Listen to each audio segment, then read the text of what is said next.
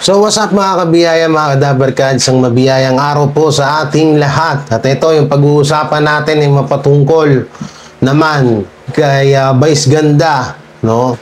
At kay OG Diaz. May request si OG Diaz sa MTRCB. Ito na naman si bata, isa sa mga bata ni Vice Ganda. Todo na naman. So panoorin natin yung video niya, no? At si Rendon Labrador ay nagkalat po ng katangahan at kabubuhan sa TV5. Alam niyo, pinunood ko to nung nakaraang araw, no? Nung nakaraang araw ay tawag dito, alam mo yun, natatawa ko kasi ang layo talaga ng sagot ni Rendon Labrador sa mga tanong sa kanya, no, doon sa TV5, diba? Pinost niya yan kamakailan lang. Dito niyo mapapansin na talaga, may sayad talaga si Rendon. At ito na naman, ito yung huling-huli ay ang Tay Payensi or ang si Isko Moreno, Buboy Bilar, ginaya na naman si Jose Manalo. Si Mayor Jose Manalo po, ginaya na naman po nila. Wala na ba talaga kayo originality? Puro na lang kayong panggagaya. So yun, bago natin ito simulan, huwag niyo pong kalimutan na mag-like, share, comment, and subscribe sa ating YouTube channel at pakipindot na lang din po yung bell button para lagi tayo updated sa ating mga video araw-araw. So ito po at simulan na natin. So ito na po mga kadabarkads, mga kabiyaya, yung video ni OG Diaz, no? So pakinggan natin yung mga pinagsasabi nito. Show host. Bakit na? Yung mga staff ba ng It's Showtime, pag pinapatawag, hindi nag-apologize?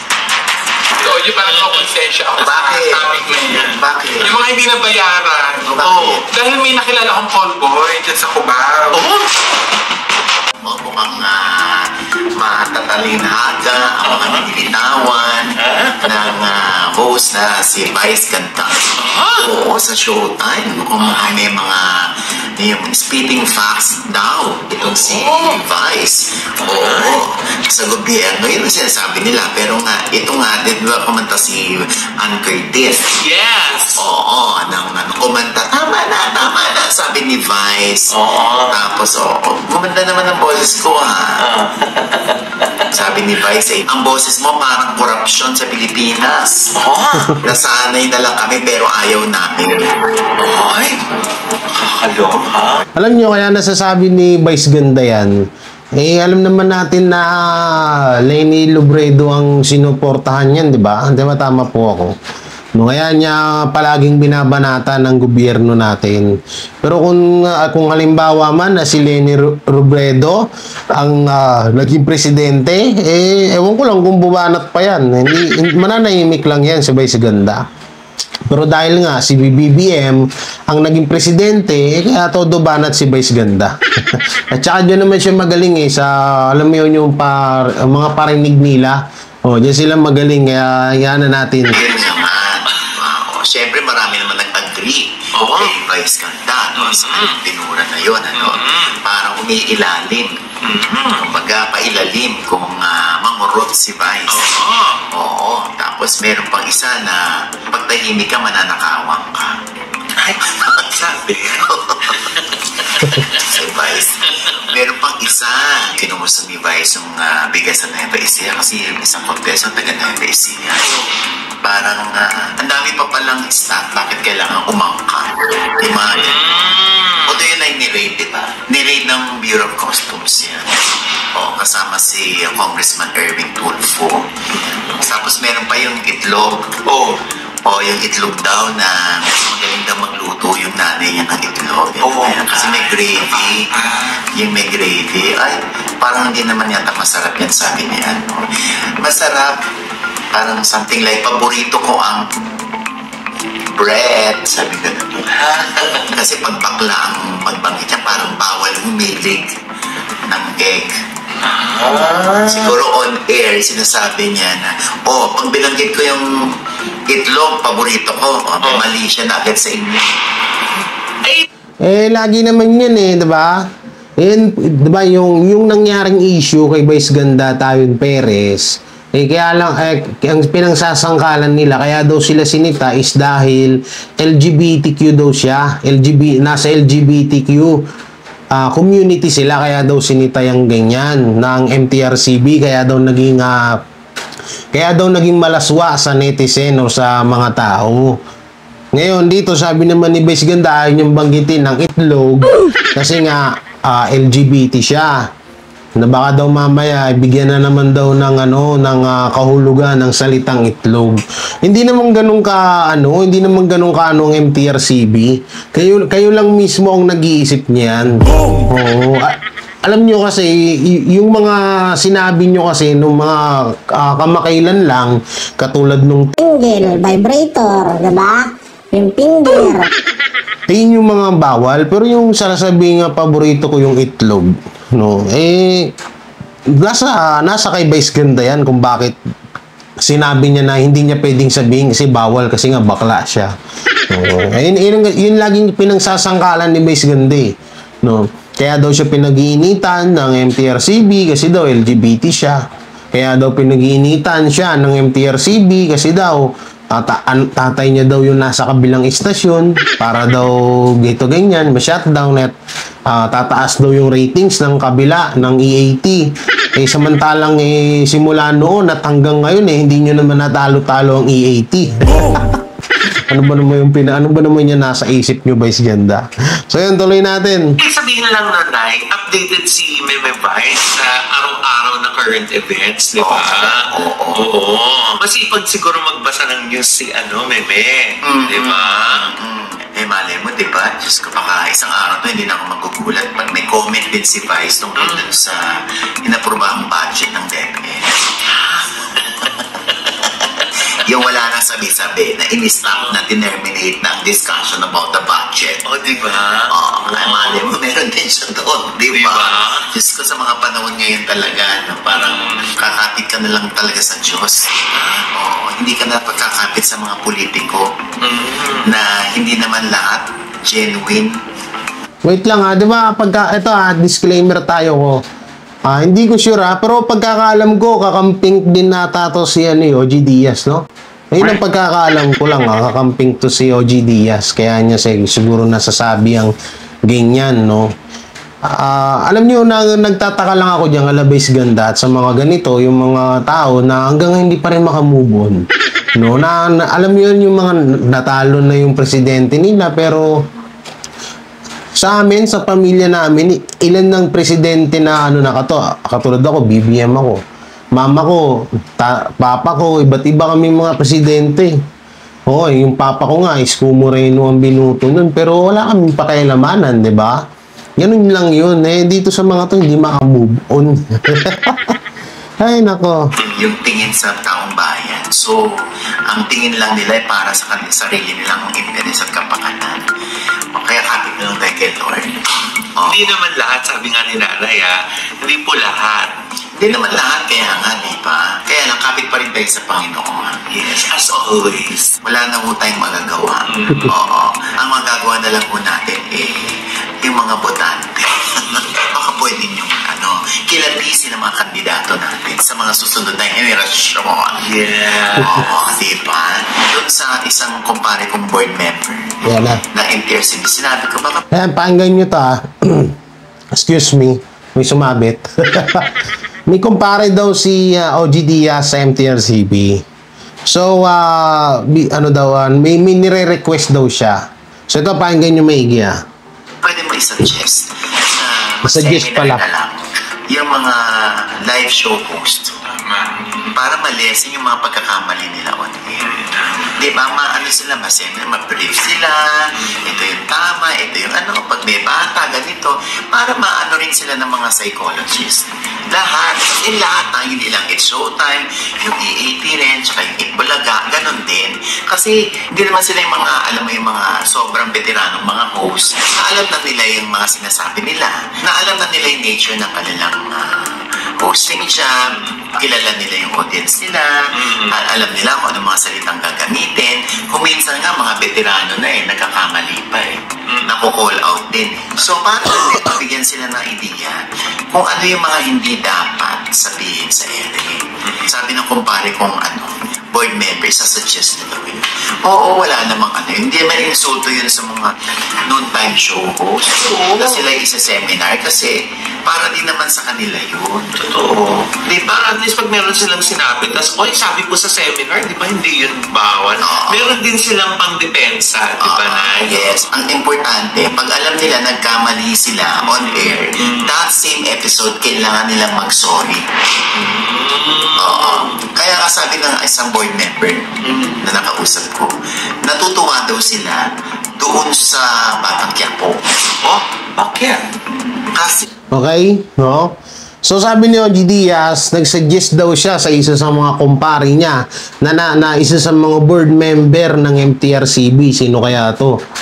Naku po, mukhang kilala ko to mukhang nakita ko na to dun bali, yun nga, nagsasuggest siya na magkaroon daw ng meeting or tawag dito. Anong sinabi niya? Ayun, parang meeting, no? Na sa mga noontime show, no, na parang magmi-meeting sila kung ano yung mga bawal, kung ano yung mga pwedeng sabihin sa noontime show. Eto yan. Ang pagkakaalam ko, matagal nang nasa plano ng MTRCB yan. Kaso, ang tanong, ang tanong, dadalo kaya ang mga host ng mga noontime show? Siguro ang EAT, sila Tito Vic and Joey, sila Jose Manalo, sila Wally Bayola, lahat, yung mga legit Dabbercats, sure ako, dadalo yan. Pero dadalo kaya ang It's Showtime at ang Peak Bulaga? No? Dadalo kaya sila? Ay, isipin nyo mabuti yun. Doon nga lang sa pagsusuri ni Vice Ganda, hanggang ngayon wala pa rin. Doon pa kaya sa may istorbo mo sila or mababawasan yung oras nila, di ba? Or magagamit yung ibang oras nila para sa meeting ng MTRCB or sa mga dapat pag-usapan nila doon. Kung yung sinabi ni OG Diaz, napakagandang purpose po nun.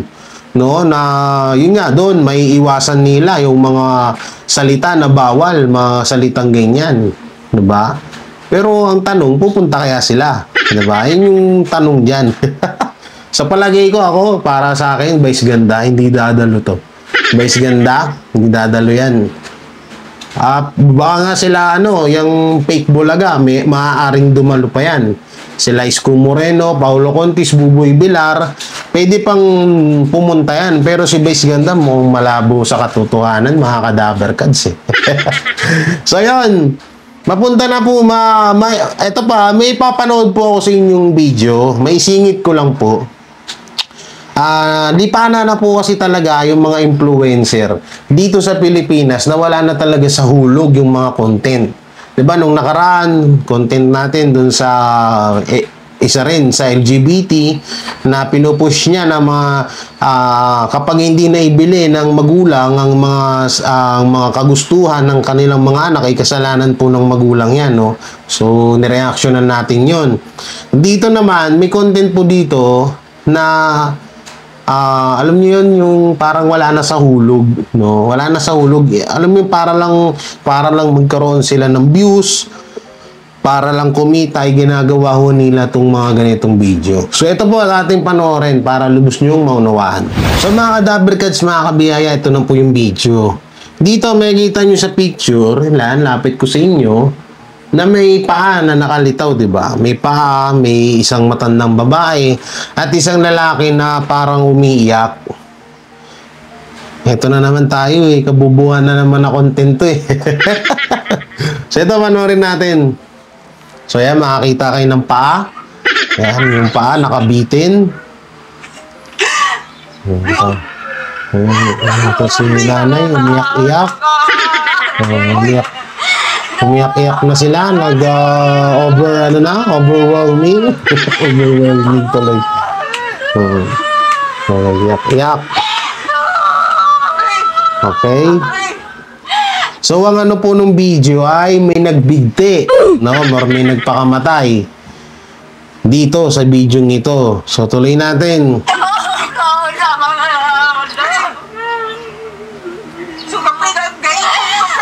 Diba? Ang galing. Best actress si nanay, oh. Ang galing. Palakpakan natin, oh. May luha talaga, oh. Ang galing, ang galing. Forward natin. Forward natin ng konti. Ayan, oh. Makikita nyo si kuya. Oh, nagpo-push up lang. Oh, si kuya, oh, nagpo-push up. Nasa hagdanan siya nag-ano. 7, Oh. 8, 9. Oh, diba? Ang galing, palakpakan.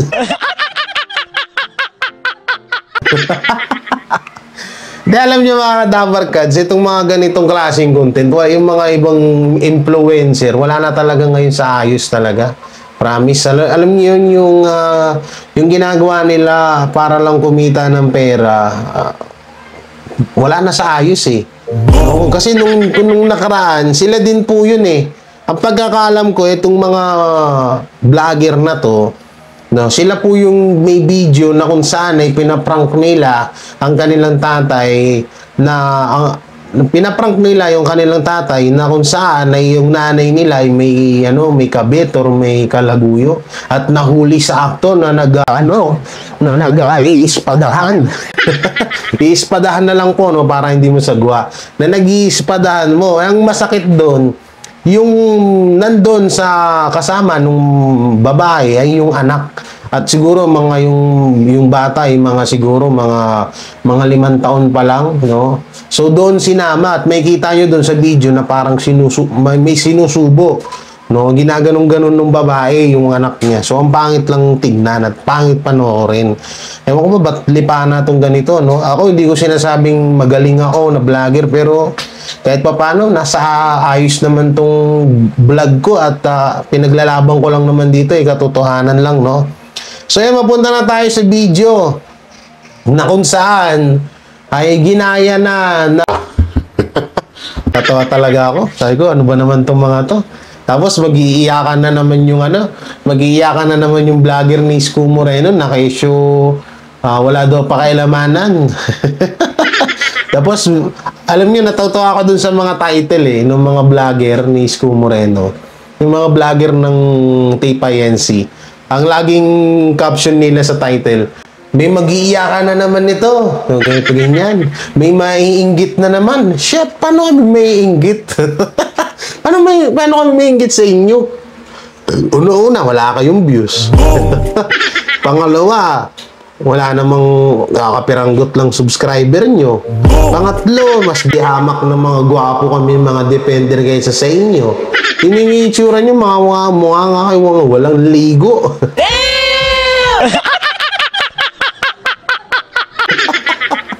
So ito ba, panoorin natin. Ayun, bago pala lahat, nakalimutan ko na, makakalimutin talaga. Panoorin muna natin itong pagkakalat ng kabobohan ni Rendon sa TV5, no? So ito, yung reaction video to, tapos ni-reaction video ko. So, triple reaction video. Panoorin natin. Panoorin na natin! Are you ready to cringe, classmates? You've been called lately a clout chaser. Ayan na, di ba ganun agad? Kita mo yung mata ng mga host. You've been called a cloud chaser. Gusto din nila, pinoprobe din nila. Gusto rin nila, I think kagaya ko ha, gusto rin nila malaman kung paano mag-isip si Rendon. So, ang definition nun is someone who gains fame or popularity by going after famous people, for instance, or somebody who's what's the word? Nakikisaw-saw sa Nakikisaw-saw! Siguro triggered siya dito. issues, mga ganun. What do you have to say to that? Depende kasi, subjective kasi yan. Depende kung hindi mo naiintindihan yung Ang layo ng sagot niya, pasensya. ginagawa ko. Kung hindi ka pa nagdadaan sa mga ganong sitwasyon at naririnig mo yung sinasabi ko, magagalit ka eh. Magagalit sa alin? Anong sitwasyon yung sinabi? Ano? Alayo, no?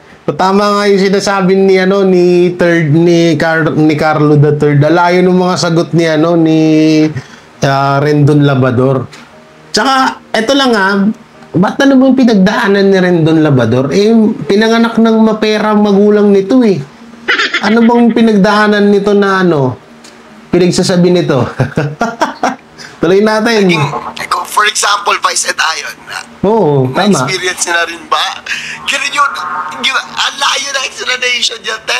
Ang nakakaintindi lang sa akin, yung mga naranasan na, yung mga experiences na nangyari. For example, broken-hearted ako. Ano kinalaman ng broken-hearted kila Vice ganda? Ang buo na rin dun. Broken hearted ako. Ang layo naman nun rin dun. Na, yung mga fans ni Rendon dyan. O, ito na, nagkakalat na yung idol nyo sa TV5 ng kabubuhan. Okay, tuloy natin. Kila Michael V. Ano kinalaman ng pagiging broken-hearted sa pang-aaway ng mga tao sa internet? Di ba sinabihan niya pang parang lakos si Michael V, no? Ano kinalaman nun? Minsan kasi medyo spicy yung words mo, Rendon eh. No, but Gigil na gigil yung mga host eh. Paunahan sila sa pagtatanong. there were some posts apparently where you were attacking people like Michael V, for instance. Ayan. Tignan nyo, inulit na nung mga nag-i-interview yung tanong nila or pas pinaliwanag na nila ng gusto. Kay Rendon kasi hindi maintindihan ni Rendon eh. Natanong naman nila. Vice ganda and Ion. You can't say na yun mo pa na-experience yun. But these are famous people that you're going after. So is that part of the strategy? Natanong niya yung strategy eh, no? Parang, oh my God! We are seeing you! Obvious na! Hindi siya strategy. Ang ugali ko kasi, kapag may nakita kong mali, i-correct kita. Kahit sino ka. Wala akong pakialam kung mali. Pero yung sarili mo, hindi mo makorek. Ayun yung dun eh. Yun yung nakakapagtaka. Kapag may nakita kang mali, kinokorek mo, pero yung sarili mo, hindi mo makorek-korek. Boom!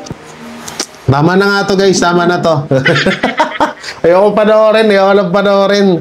At least sa patunayan na natin na ultimong napaka-basic lang na tanong ng mga nag-i-interview kay Rendon Labrador ay hindi niya masagot-sagot ng maayos. Punta pa siya dun sa, for example, broken-hearted ka. Paano may kukunik ka na layo-layo sa tanong nun?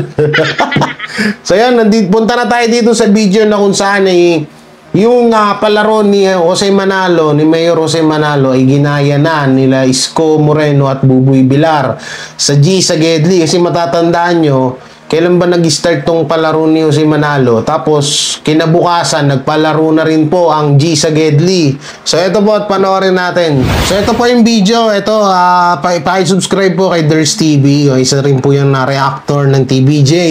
O, isa rin sa mga nagtatanggol sa TBJ. So, dito, napag-usapan dito na yung mga inihiling daw na isang ng mga netizen na bigyan daw ng segment si Maine Mendoza sa EAT. So, ano kaya to, no? So, pag-usapan na natin at panoorin. Napaka-articulate both English at Tagalog. Pag pinasayaw mo, sasayaw yan. Pag pinakanta mo, kakanta. Walang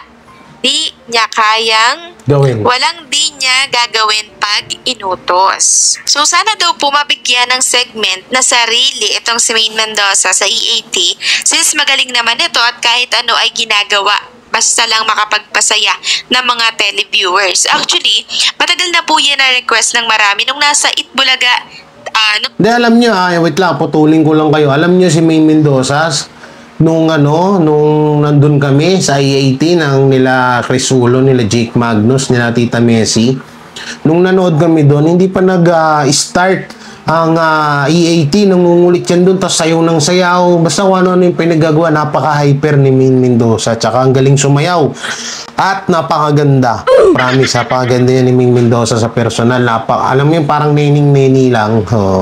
So, kung pagbibigyan man siguro to, baka meron yan. Alam naman natin ang TBJ, talino, napakalawak ng utak niyan. Maraming pwedeng ibigay na segment na para kay Maine Mendoza, no? So, yun, tuloy natin. Nasa tape pa po sila, no? Itong TBJ at ang mga legit rubber guts. Alam naman natin na papatok sa masa ang segment ng isang Maine Mendoza kung magkakaroon man. Dahil talented siya. Sana dinggin po ng EAT or ng TBJ yung gusto ng marami dito na bigyan si Maine ng sarili niyang segment sa EAT. Tsak, dadaba lalo yung kalaban nila. Pag nangyari ito. Kasi yung fandom po ng isang... Si Raulo din to si Ders, no? May pasimpleng Simpleng patama din sa kalaban no? Jack, nadatapa talaga ang mga kalaban nila. Ay, oo, si Main Mendoza. Nung Aldab nga, di ba? Grabe yung binigay na ratings ng Itbulaga sa GMA nun.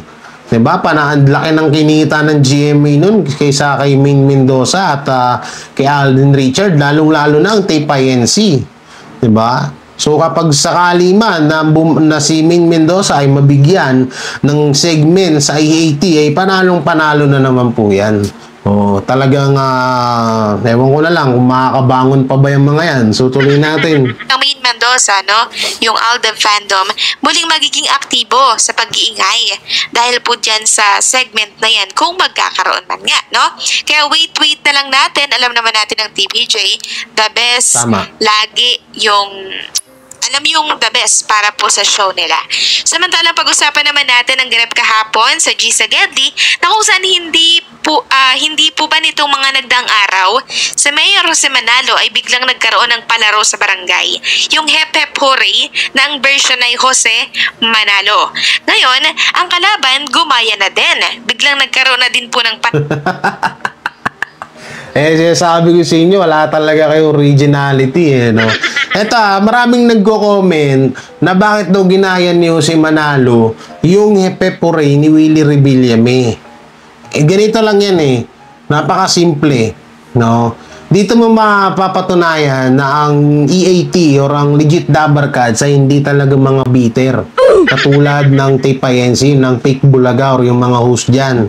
No? Kasi dito, yung panahon na, kailan ba yun? Nung isang araw, sinabi pa ni Bossing Big Soto or ni Tito Soto na, Jose, ayusin mo yung pagpalaro mo kasi nanonood si Willie Rebillame. So doon, parang alam mo yun, kahit na iniba ng konti yung version, pero alam naman natin na kay Willie Rebillame yun. Pero yun nga, tayo naman dito sa legit Dabar Cats, hindi naman tayo mga bitter katulad ng kabila, no? So tuloy natin. Laro sa G sa Gedli kahapon na dati naman wala talaga, no? So ginagaya po nila at tinapatan ang mga nangyayari po sa EAT. Hindi ba sila makaisip ng mga out of the box na ikaka-unique ng show nila na mga palaro or segment man yan? Kasi sa pagiging unique nila sana, doon sila mamahalin at magugustuhan ng maraming tao. Kaso wala po sila noon. Kaya eto yung ginagawa nila. Nakatuwa lang kasi nung nakaraan lang po nagkaroon ng palaro si Mayor Jose Manalo, no? Tapos sila, kinabukasan may palaro na din. Sus mio marimar. Yan lagi yung sinasabi ko Sus mio marimar na lang lagi. Samantalang pag-usapan naman natin ang Buboy Bilyar na bastos na lang po sa harapan ng camera dyan sa G sa Gedli ni Cherry Solomon, co-host po nila na sumama po sa G sa Gedli kahapon. So dito talaga ako tawang-tawa. Si Buboy ang trip nilang paglaruan at bastusin sa harap po ng camera. Unang ginawa po ni Cheris, pinunasan po sa mukha si Buboy ng pamunas na madumi. Parang potholder ata yun na ginagamit pamunas all over sa lababo at kung saan man, pero makikita nyo, pinupunas ni Cherry Solomon sa mukha po ni Buboy Bilyar habang tawa po ng tawa si Isko. Ganon din po yung nasugod nila, no? Tawang-tawa, no, harap-harapan po talagang binabasta si Buboy kasi nga hindi naman kagalang-galang itong si Buboy, kaya ganyan po yung ginagawa sa kanya ng mga katrabaho niya, pinagtitripan. At yung pangalawa naman po na ginawa ni Charis nung nasa kalye na po sila at kausap na po yung isa pang winner dyan sa G sa Gedli, kinuha po yung ipit ng damit at inipit po sa tenga ni Buboy. Kawawang Buboy, sabi po ni Charis, daw yun? Alam mo yung tipong kagustuhan nila magpasaya. Ang nangyayari, bukod sa nagiging corny, nagiging OA, kasi ito yung katulad dito, yung joke ni Charis, no, wala na sa ayos to no, kabastusan na dun sa alam ko naman, sasabihin ng nila yan na natural na sa amin yan, biruan talaga namin yan, pero yung biruan yung ganyan, tas ilalagay nyo sa noon time show, napakapangit tignan. Pero mo, pupunasan mo ng maduming basahan yung mukha ni Buboy Bilyar. Ibig sabihin, parang sinabi mo na madumi talaga si Buboy Bilyar. Ay nako, no? Tayon, Hindi na bago to, mga kadabarkads. Hindi na bago tong panggagaya nila ng kanilang segment. So, lahat naman kasi dyan, kaya nga tinawag silang fake bulaga eh. Tas, ang nasa kabila is legit na Itbulaga, no? Kasi dito sa fake, lahat ng mga palaro dun sa EAT, ginagaya dito. No? So, sasabihin naman ang ibabato na naman ng mga vlogger ng fake Bulaga ay sasabihin, bakit? Yung palaro ni Jose Manalo hindi ginaya yun. Ayun na nga eh. Ayun na nga yung masama dun eh. Ginaya na nga ni Jose Manalo yung palaro, tapos ginaya nyo pa. Wala talagang originality itong mga to, no? Ay, ewan ko na lang ba sa inyo. Kaya hanggang ngayon, wala pa rin talagang tumatangkilig sa kanila eh. Kahit na sinasabi nila na lagi silang number one. No, laging ganun yung bukong bibig nila. Pero sa totoong buhay po talagang nga. Eh, kung number one pala kayo palagi, ba't ang laki ng utang nyo sa GMA? Mga bobo! Diba? Ba't ang laki ng utang ng TPINC sa GMA kay Felipe Gozon?